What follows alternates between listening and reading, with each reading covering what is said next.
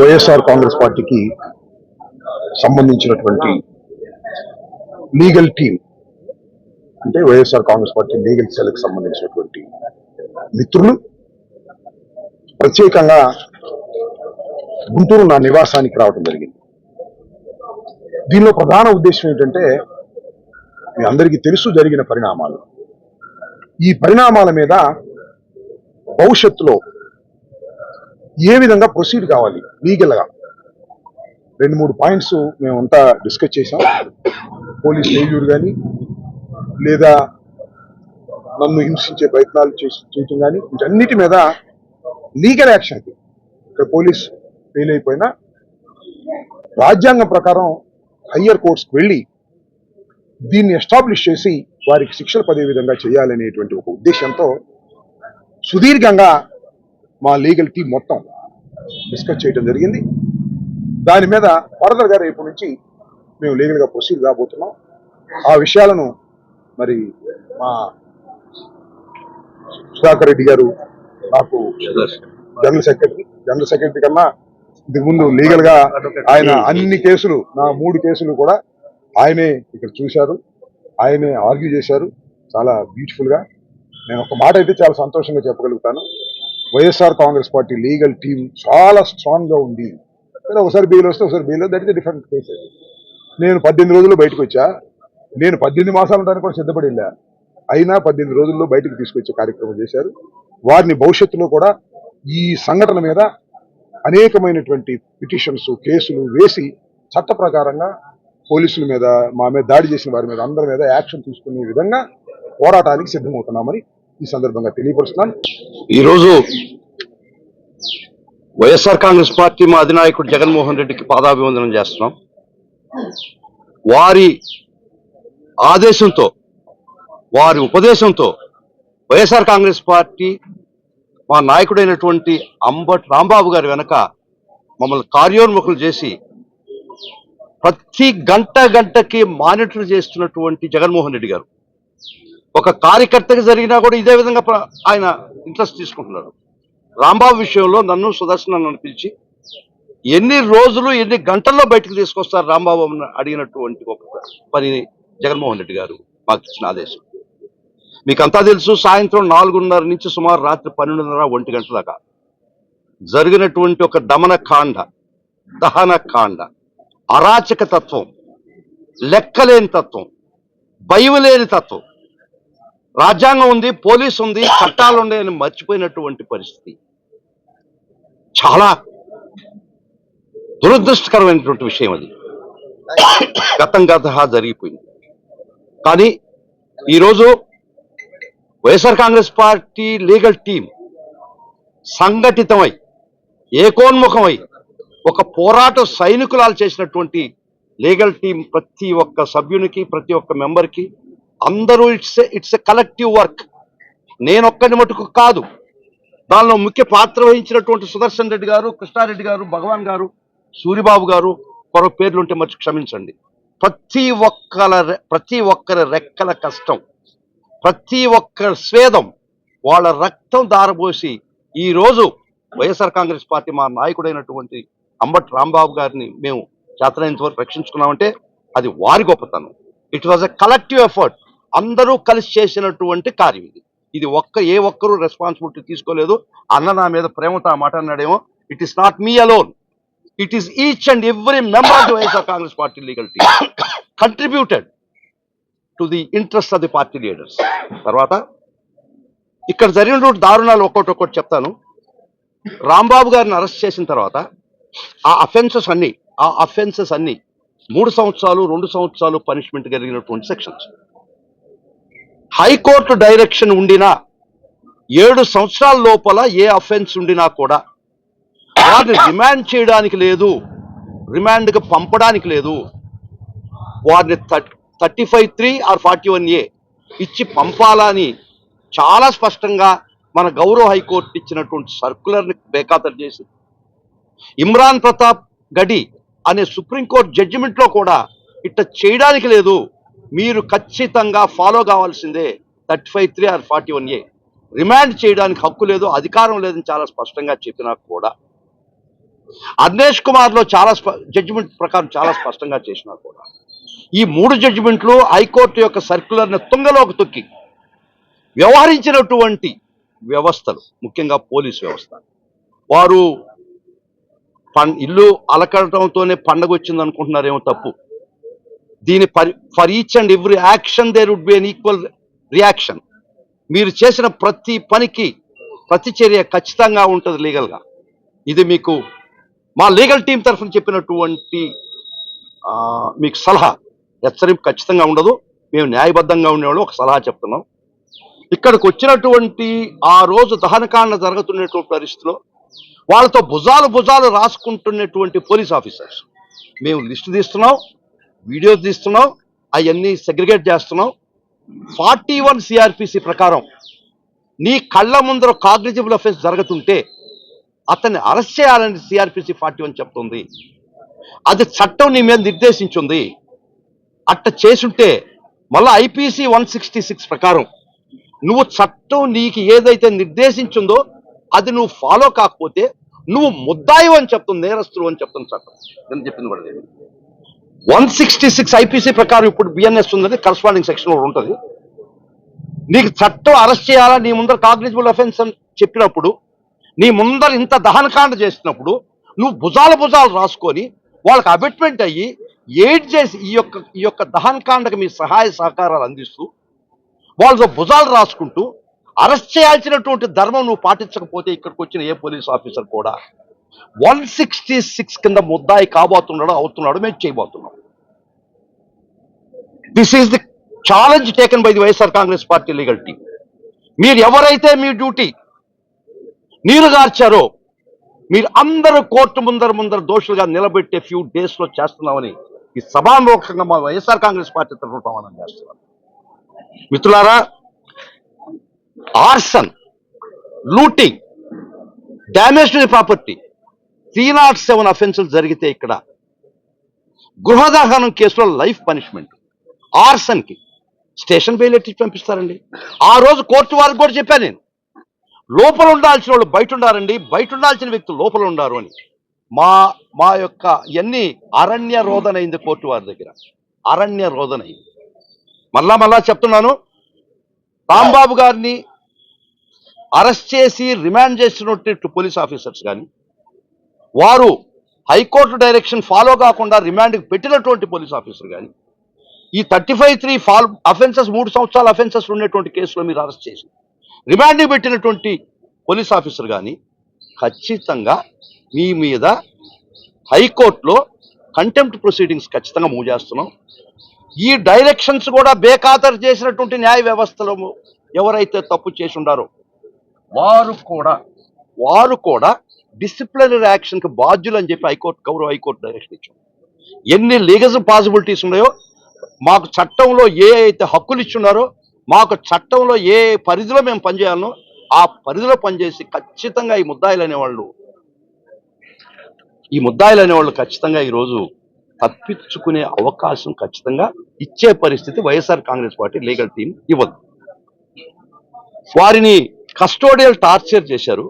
Custodial torture అంటే physical torture మాత్రమే కాదు, మానసికంగా హింసించడం కూడా కస్టోడియల్ టార్చర్.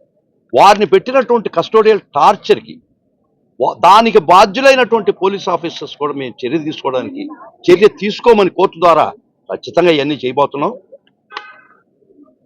ఇది ఈ విధంగా అరాచకవాదులని ఎంకరేజ్ చేస్తూ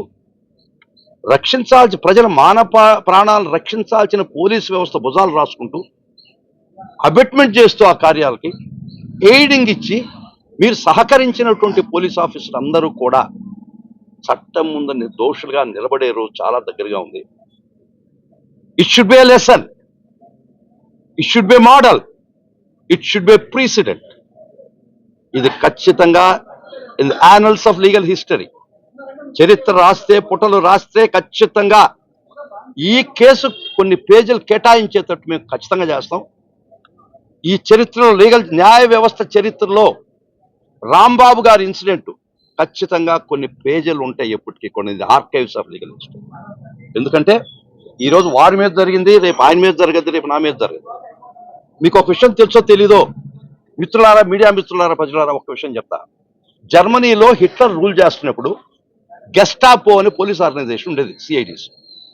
వారు హిట్లర్ని వ్యతిరేకించిన ప్రతి వర్గాన్ని ఒక్కొక్క వర్గాన్ని అన్హిలేట్ చేస్తూ పోయారు. First they came against juice. యూదులు వెంటబడి వాళ్ళు పట్టుకుపోయి గ్యాస్ చేంబర్లో చంపేశారు. నేను యూదుల్ని కాదని పక్కన నిలబడి, నేను యూదుల్ని కాదు కదా, ఆయన కదా పట్టకపోయిందని చూస్తున్నారు. తర్వాత కమ్యూనిస్టుల మీదకి వచ్చారు. ఈయనేం చేశా అంటే కమ్యూనిస్టులు కదా పట్టకపోయి చంపేసి, నన్ను కాదు కదా ఈ నోరు ఎలబెట్టి చూస్తున్నాడు పట్టించుకోకుండా. ఈయన సోషలిస్ట్, ఈయన మీదకి వచ్చారు. ఈయన పట్టకపోయారు. ఈయన పట్టకపోయే ప్రజలు ఏం చేస్తున్నారు, సోషలిస్టులు కదా పట్టకపోయింది, నన్ను కదా కాదు కదా అన్నారు. ఆఖరికి ప్రజల దగ్గరికి వచ్చారు. వస్తే వాళ్ళ వెనక ఎవరూ లేరు. కాబట్టి ఈరోజు రాంబాబు గారు జరిగింది, రేపు వారిని మనం ఆ విషయం ఉపేక్షిస్తే మన వెనక కూడా ఎవరు నిలబడరు. ఖచ్చితంగా ఇది చాలా దుర్మార్గమైన పరిస్థితి. As a team of YSR Congress party legal team, as a team will take it to the logical end, will take everything to the courts, door steps of the court. Will see that ఎవరైనా దీనిలో తప్పు చేసినారని ఉంటే వాళ్ళు ఖచ్చితంగా court ముందర నిలబెడతాం, దోషులుగా చూపిస్తాం. ఇక్కడ ఆ రోజు అందరికీ తెలుసు, మా ఎక్స్-ఎంపీ మోదుగుడు వేణుగోపాల్ రెడ్డి గారు, ప్రస్తుత ఎమ్మెల్సీ లేళ్ల అప్పిరెడ్డి గారు, మా ఎక్స్ హోమ్ మినిస్టర్ వనిత గారు, సుచరిత గారు, వీరు ఎస్పీ గారి ఇంటి ముందర నిలబడి, గేటు ముందర maybe half an hour 1 hour they were pleading the SP, ఒక్క ఆడియన్స్ ఇవ్వండి, ఇంత ఘోరం జరుగుతుంది టౌన్లో అని చెప్తే గేటు కూడా తీయని పరిస్థితి అంటే you are dereliction of duty కింద తమరు రారా అని అడగదు. వారి సంగతి వదిలేయండి. మా బొత్స సత్యనారాయణ గారు కౌన్సిల్లో, ఆయన అపోజిషన్ లీడర్గా ఉన్నటువంటి బొత్స సత్యనారాయణ గారు డీజీపీ గారికి ఫోన్ చేశారు, నో రెస్పాన్స్. డిఐజీకి ఫోన్ చేశాడు, నో పోలీస్. ఐజీ గారికి ఫోన్ చేశాడు, నో పోలీస్. ఎస్పీ గారికి చెప్పారు, నో పోలీస్. ఈ ప్రదేశంలో, ఈ జిల్లాలో, ఈ టౌన్లో కొద్ది గంటల సేపు నో పోలీస్. ఇది దీనికంతా వీళ్ళ పరిధిలో జరిగిందని ఖచ్చితంగా నేను అనుకోవటం లేదు. డీజీపీ గారి దగ్గర నుంచి, ఎస్పీ గారి దగ్గర నుంచి, ఐజీ గారి నుంచి మౌనం వహించారు అంటే వీళ్ళని ఆడించినటువంటి శక్తులు, గొప్ప శక్తులు ఈరోజు టాప్ పవర్లో ఉన్నటువంటి వారు కనుసన్నల్లో ఇది జరిగిందని నా అభిప్రాయం. ముఖ్యంగా చంద్రబాబు గారు అయితేమి, లోకేష్ గారు అయితేమి, వారు మాత్రమే ఈ రేంజ్లో ఈ విధంగా పోలీసుని సైలెన్స్ చేసే శక్తి వారికి మాత్రం ఇంకెవరికి లేదు. కాబట్టి ఈ సైలెన్స్ చేసే శక్తి వాళ్ళ చేతుల్లో, ఈ రాష్ట్రాన్ని నడుపుతున్నటువంటి గొప్ప ఆ నాయకుల చేతుల్లోనే మాత్రమే ఉంది. కాబట్టి దీనికి సంబంధించి దీనికి బాధ్యులైన ప్రతి ఒక్కరూ కూడా ఒక రోజుకి ఖచ్చితంగా జవాబు చెప్పే పరిస్థితి తీసుకొస్తారు. 100%.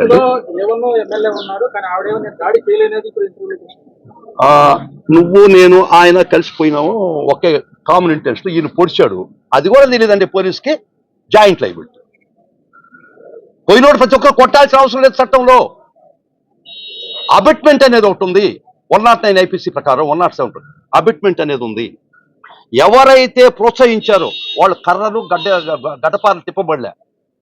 ఒక లీడరు 10 మందిని తీసుకొచ్చి ఒక అఫెన్స్ జరుగుతున్నప్పుడు వాళ్ళు ప్రోత్సహించిన ప్రతి ఒక్కరు అందులో ప్రతి ఒక్కరు కూడా 149 కింద వస్తారు. కాబట్టి నేను జాయింట్ లైబిలిటీ అంటారు. 5 లోపల అయితే 34 వస్తుంది, 5 మించితే 149 వస్తుంది. వీళ్ళు ఎక్కువ 5 పైన. కాబట్టి ప్రతి ఒక్కరు ఆ అఫెన్స్ లో పార్టిసిపేట్ చేయాల్సిన అవసరం లేదు. ఆ intention, sharing of the intention ఉంటే వాళ్ళు ఖచ్చితంగా ముద్దాయిలు అవుతారు. విచిత్రం ఏంటండి, ఆర్సన్ కేసులో పోలీస్ స్టేషన్లో బెయిల్ ఇచ్చేది ఏంటండి? చట్టాలు మారినాయా? ఒకవేళ మేము కొత్తగా చట్టాలు వచ్చినాయి, మేము చదవలేదు, అది కొత్తగా మారి ఉండుంటాయి, మేము ఇంకా అప్డేట్ కాలే. ఆర్సన్ కేసులో కూడా పోలీస్ స్టేషన్లో ఇచ్చి బెయిల్ ఇచ్చి పంపిస్తున్నారంటే, వారిని 18 రోజులు లోపల పెట్టారంటే ఎక్కడికి పోతున్నామో ఒక్కసారి ఆలోచిస్తే అది అందటం వల్ల మనసు. ఈ వ్యవస్థని సర్వనాశనం చేస్తున్నారు. వ్యవస్థలు అన్నింటినీ గుప్పిట్లో పెట్టుకుంటున్నారు. ఈ రోజు ఒక ఎక్స్ మంత్రికి జరిగింది, రేపు ఒక కామన్ వ్యక్తికి జరిగితే ఎవరు రక్షణ? వారికి జరిగితేనే గతి లేదు. ఈరోజు ఇంత పెద్ద అరాచకం చేసినా కూడా ఈ పోలీస్ వ్యవస్థకి చీమ కుట్టినట్టు కూడా లేదు. స్టేషన్ బెయిల్ ఇచ్చి పంపిస్తారండి మీరు? ఇది ఆర్సన్ కేస్, ఇది attempt to murder case, wear the property was burned, his cars was damage and burns, his house was burned. అవి ఇంకా ఒకటి దానికి ముందర మీకు అందరికీ తెలుసు వారు ఏం చెప్పారంటే 24 గంటల్లో అప్పుడు ఒక లెక్క ఇప్పుడు ఒక లెక్క సినిమా చూపిస్తారు. He will come under also arbiter. ఈ అఫెన్స్ కి అబిటారు చాలా మంచి ప్రశ్న అడిగారండి మీరు. ఈ గౌరవ మంత్రి వారు కూడా ఈ కేసులో అబిటార్ కింద వస్తాడు, ముద్దాయి కింద వస్తాడు. చట్టం అది చెప్తుంది. చట్టం మీ చుట్టం అనుకోని ఇప్పుడు అనుకుంటున్నారు. చట్టం ఎల్లకాలం చుట్టం ఉండదు. మీకు చట్టం అనేది కొద్ది కాలమే చుట్టం ఉంటుంది. మళ్ళా ఇంకొక మాట చెప్పి ముగిస్తాను. ఈ సృష్టిలో nothing blooms for the year long, అంటే ఏ చెట్టు కూడా సంవత్సరం అంతా పుష్పించదు. ప్రతి చెట్టు ప్రతి పుష్పం సీజనల్ మాత్రమే. ఇప్పుడు మీ సీజన్ రన్ అవుతుంది, మీరు పుష్పిస్తున్నారు. Nothing in this nature blooms for the year long, గుర్తుపెట్టుకోండి. వెలుగు చీకటి వెలుగులు అట్టా ఉంటాయి. కానీ మా నాయకుడు, మా ప్రీతం నాయకుడు జగన్మోహన్ రెడ్డి గారు చెప్పినట్టు ఒక విషవృక్షం, ఒక విష విత్తనం నాటారు. దాని పర్యవసానం అన్కంట్రోలబుల్. కాబట్టి ఒక చట్టము న్యాయము ఈ రాష్ట్రంలో ఉంది లేదు అనుకునే పరిస్థితి మీకు తీసుకొస్తే, ఒక పాత చీఫ్ జస్టిస్, మొన్న రిటైర్ అయినటువంటి chief justice of India Gavai గారు గుజరాత్ లో ఒక మీటింగ్ లో మాట్లాడిన ఒక మాట చాలా గొప్ప మాట్లాడారు వారు. చాలా ఉపదేశం అది. If trust deficiency creeps in to the minds of the people, they will not come to the courts, they will settle this courts in the streets. ఆ పరిస్థితి తీసుకురావద్దు అని చెప్పారు గవాయ్. ఒక వ్యవస్థ మీద నమ్మకం ఈ ప్రజల్లో కోల్పోయిన రోజు, ఈ పోలీస్ వ్యవస్థ దగ్గర న్యాయం చేయమని ఎవడు రాడు. ఏ వ్యవస్థ మీదైనా నమ్మకం కోల్పోయినటువంటి మరుక్షణం బాధితులు పోలీస్ స్టేషన్ కానీ కోర్టులకు కానీ పోరు. వారు గవాయ్ గారు చెప్పినటువంటి అమృతమైనటువంటి మాటలు అవి, అమృత గుళికలయ్యి. If trust deficiency creeps in to the public mind, they will not approach the institutions, they will settle this course in the street which leads to vandalism అని చెప్పాడు. వద్దు, వ్యవస్థల మీద నమ్మకం పోనీయొద్దు. ఇంకా ఈ రాష్ట్రంలో మహానుభావుడు అంబేద్కర్ రాసినటువంటి రాజ్యాంగం ఇంకా ఉందని మాకు అనిపించనివ్వండి. ఒక కామన్ మ్యాన్ కనిపించనివ్వండి. ఇంకా పోలీస్ మాన్యువల్ రన్నింగ్ లో ఉందని అనిపించండి. సిఆర్పిసి ఇప్పుడు బిఎన్ఎస్ఎస్ ఈ రాష్ట్రంలో అమల్లో ఉందనిపించండి. బిఎన్ఎస్ ఈ రాష్ట్రంలో పనిచేస్తుంది అనిపించండి. బిఎన్ఎస్ఎస్ సిఆర్పిసి ఐపీసీ ఏమీ లేవు, రాజ్యాంగం ఈ రాష్ట్రం లేదని వచ్చిన రోజు, రాకూడదని మొక్కతుండా మీకు ఆ పరిస్థితి తీసుకురావద్దు. అది మంచిది కాదు. ఆ రోజునే రోజు వచ్చిన రోజు మీ చేతిలో కూడా ఉండదు. ఇంకా రాష్ట్రం అల్లకల్లోలం అవుతుంది. In the interest of the state, ఈ రాష్ట్ర భవిష్యత్తు కోసం, ప్రజల యొక్క మాన ప్రాణాలు రక్షించే దానికోసం ఖచ్చితంగా మా లీగల్ టీం ముందుంటుంది. Will take everything to logical end. We will not leave everything. We're not helpless. అంత ఆసక్తులు మటు కాదు. చట్టం న్యాయం ఉండే రోజులు, ఈ రాష్ట్రంలో రాజ్యాంగం బ్రతికుండే రోజులు, ఈ రాజ్యాంగంలో ఈ రాష్ట్రంలో బిఎన్ఎస్ఎస్ అమల్లో ఉండే రోజులు, ఈ రాష్ట్రంలో బిఎన్ఎస్ అమల్లో ఉండే రోజులు ఖచ్చితంగా మేము పోరాడతాం. Stay aware, stay bold. Like, subscribe and follow at Ambati Rambabu Official for truth and clarity in today's politics.